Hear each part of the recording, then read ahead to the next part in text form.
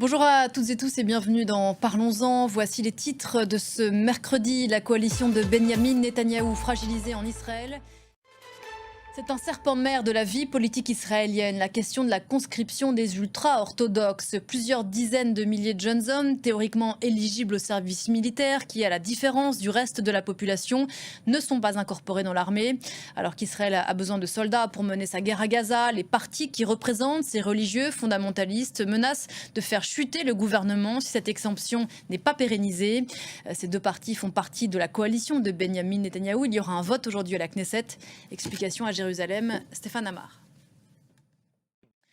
La ville de Los Angeles, le centre-ville, est sous couvre-feu depuis plusieurs heures maintenant. La grande cité de la côte ouest américaine est depuis 5 jours le théâtre d'affrontements entre forces de l'ordre et manifestants opposés aux expulsions musclées de sans-papiers.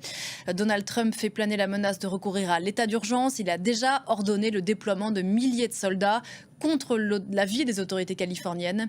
Sophie Samaï. De l'autre côté de l'Atlantique, deuxième nuit d'émeutes en Irlande du Nord. Des centaines d'émeutiers masqués ont attaqué la police et incendié des maisons. La police locale décrit les attaques comme étant à motivation raciale, je cite, suite à l'arrestation de 2 adolescents accusés d'agression sexuelle sur une jeune fille. Explication en images, Sophie Samaï. Hichem Miraoui sera inhumé aujourd'hui à Kérouan, à 150 km au sud de Tunis, en Tunisie.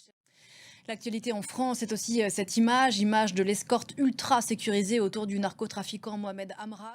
Actualité en France marquée aussi enfin par un drame en Haute-Marne. Une surveillante de collège a été poignardée par un élève lors d'un contrôle des sacs.